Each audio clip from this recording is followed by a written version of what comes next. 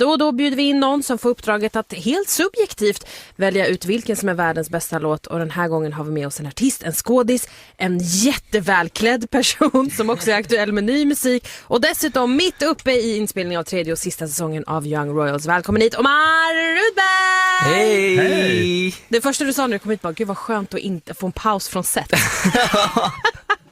Hur är det? Det filmas och det spelas in.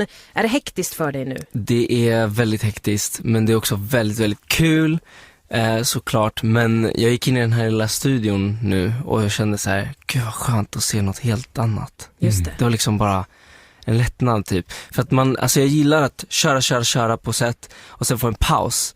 För då hinner man liksom vilja komma tillbaka. Just det. Så att det är alltid skönt att köra 4 gånger i veckan. För då får man ändå fredag, lördag, söndag ledigt från set. Sen kommer man tillbaka och bara yes, nu blir det kul igen liksom. Jag blir så himla nyfiken. Kan du, för nu har du ändå, det här är liksom tredje säsongen och tredje och sista. Hur har det varit för dig att liksom separera dig själv från rollen? Jag är alltid så intresserad av den psykologin när man jobbar som skådis.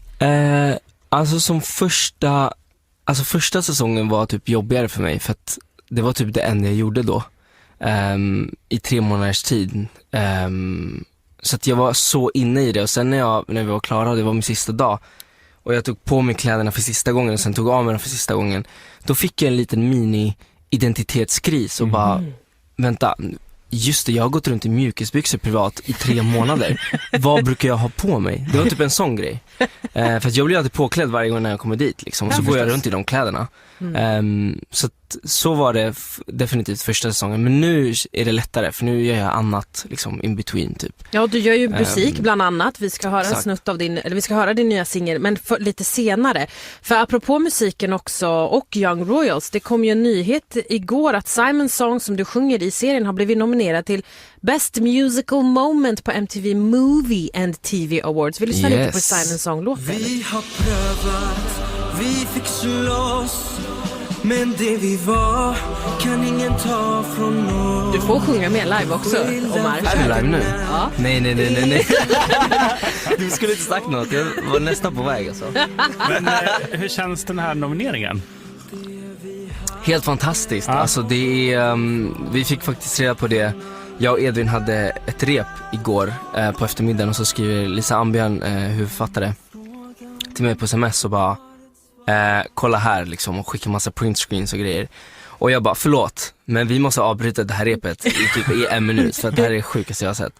Det är ju någon sorts liksom social media-aktig kategori, verkar det som att det är liksom fans som röstar, har jag förstått det som. Och där exakt. tänker jag att ni har väl en ypperlig chans, eftersom Young Royals är så otroligt poppis. Ja, alltså vi får väl hoppas, men det är bara väldigt kul att MTV liksom nominerar oss i det. Det är liksom, vi har Wednesday, vi har Stranger Things och alla de här monsterna liksom. Exakt. I samma kategori. Så att det är liksom ändå sjukt att vi ens är bland dem på något sätt. Så här, vår lilla svenska serie liksom. Så sjukt. Ja, lycka till då, får vi väl ändå säga. Tack så mycket. Du ska snart få avslöja vilken som är världens bästa låt. Men du har också fått ta med dig 2 till utöver just den du tycker är världens bästa. Vi ska börja med den låten som är din guilty pleasure. En låt som man kanske inte skyltar med eller slänger upp direkt när man ska nämna sina topplåtar. Vilken är det du har valt här då? Alltså det här blir ju lite konstigt, för att det här är egentligen ingen guilty pleasure. Men det är min guilty pleasure samtidigt som det inte är. Okej, berätta, hur tänker du? Och det är Work med Rihanna. Jaha. Varför är den guilty? Den är ju typ inte det. Nej. Men det blev den ändå, för att jag tänkte att det var typ världens bästa låt först. Men sen så bara, nej, jag ska ta någon mer liksom, en annan vibe på så här, världens bästa låt. Men alltså guilty pleasure är väl för mig typ om jag skulle sätta på den när jag är själv i duschen, och så då allt som händer i duschen stannar där. Liksom. There is the guilty and the pleasure. Ja. Exakt. Den liksom, den var så jävla, men så nice. Alltså man kan inte sitta still när man lyssnar på den. Kolla nu. Nu kommer axlarna. Vi låter dem dansa vidare, så lyssnar vi på låten. Där hade vi Rihanna och Drakes Work som alltså är Omar Rudbergs Guilty Pleasure för att den sätts på högsta volym i duschen och vad som händer där, det stannar där. Men det är Omar som alltså är the guilty in this guilty pleasure. Exakt, det är jag som är the guilty, exakt så. Du är här också för att välja ut världens bästa låt. Vi håller ännu lite mer på den för du har också fått välja ut en av dina egna låtar som du tror är fansens favorit. Som de liksom lackar på dig om du inte spelar live, om du skulle göra det. Ja, men jag tror ändå folk hade liksom, vad gör du? Varför sjunger inte den här låten? Vilken är det då? Det är Dum. Det är en svensk ballad.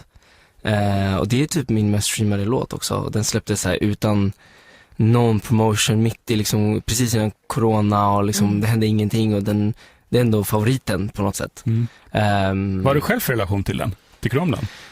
Jag älskar den, alltså jag tycker ju det är en av de bästa svenska balladerna.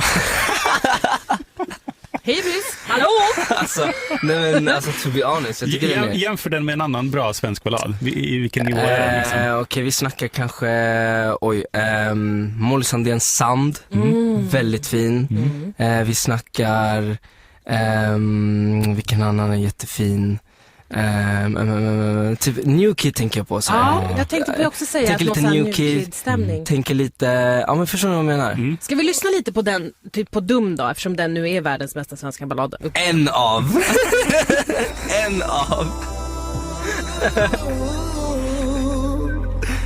Gör mig dum. Du var något stjäla hjärtan som min. Men Omar, förutom att den är liksom din mest streamade låt, finns det något annat som du gör, den har eller som du tror gör att det här är dina fans favvo? Alltså, jag tror bara att... texten är så fin. Nej, alltså det... men alltså den är bara så liksom, alltså raw och så här heartbroken. Det handlar om det är en heartbroken låt eller vad man ska säga. Och den har jättefina melodier. Jag skrev den tillsammans med Robin Stjernberg och Johan Lindbrandt och de är genier.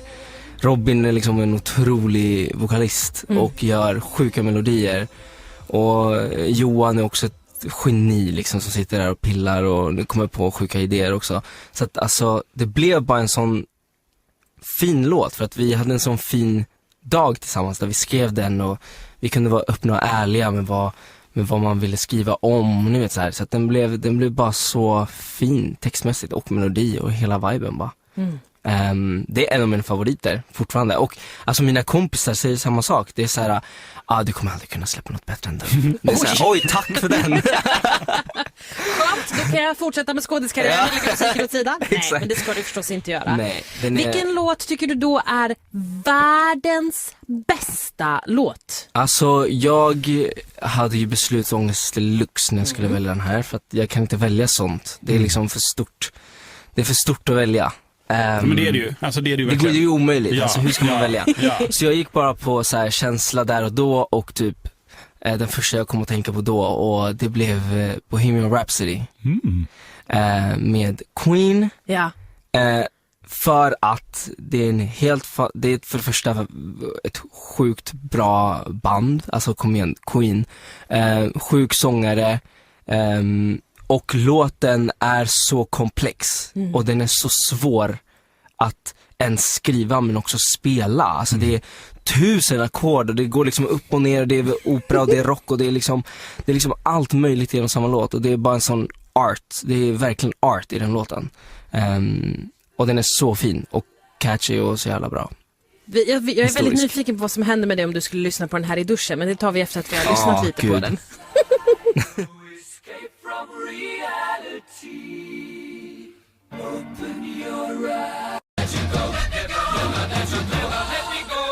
Det här är också världens längsta låt, Queens Bohemian Rhapsody. Men ni fick goa 4 minuter av den, P3-lyssnaren och även Omar Rudberg som har valt den här som världens bästa låt. Exakt. Jag skämtade lite innan om att vad händer med dig om du drar på den här när du ska gå och duscha liksom? Men då antar jag att badrummet är blött som fan efteråt. Ja, då är det konsert alltså. Då är det bara kör alltså.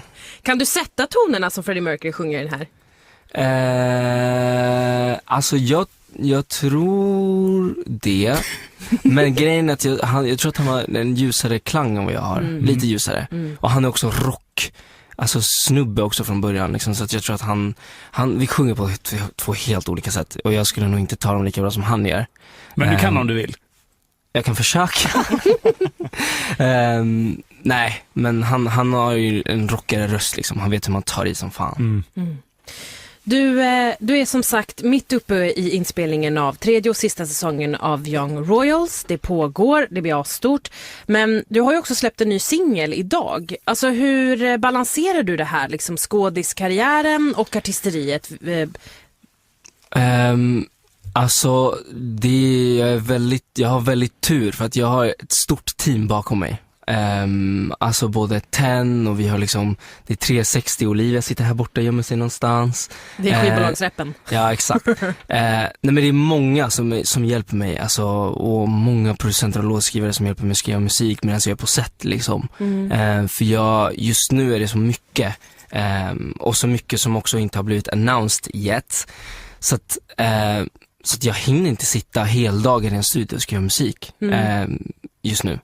Så att det är så skönt att ha så många människor runt mig som verkligen hjälper att få det här hjulet att rulla, för att det är så mycket nu liksom. Så det går, men det är mycket. Men det är också kul. Du, liksom, kan du sakna det att bara vara i en studio och nöta? Man får sakna det och ändå tycka det man håller på med nu är kul också. Ja, alltså jag saknar det, men jag tycker också det är väldigt, alltså jag är ju från början mer åt artisthållet. Jag ser mig inte lika mycket som en låtskrivare som jag ser mig som artist. Så att jag tycker det är roligare att göra det jag gör mer just nu. Men jag gillar ju verkligen att sätta mig i studion och köra då och då liksom. Vilket är nice, för det är så jag gör just nu. Alltså så fort jag har en dag ledigt någon gång från set eller något annat som jag gör, då springer jag till studion liksom. Så det är kul. Vi ska höra på den nya singeln She Fell in Love with the Summer. In the Summer, förlåt, jag som uppenbarligen inte kan läsa. Vad kan du berätta om den, Omar? Den skrev Robin Stjernberg och Jan Lindbrandt, genierna, tillsammans med en artist och låtskrivare som heter Noak Helsing, som också är signad på 10. Otroliga allihopa, de är genier. Alltså de är helt sjuka på att skriva musik. De skrev den och jag hörde den och jag älskade den från första början, och jag valde att spela in den och testa och ge min touch till låten, och jag ändrade hela sista refrängen till min vibe tillsammans med Johan. Vi kom på lite nya melodier och liksom gjorde den till min. Och jag älskar den. Det handlar om hur man kan må efter en heartbreak. Liksom att man kan må riktigt piss. Liksom. Och den är väldigt dark.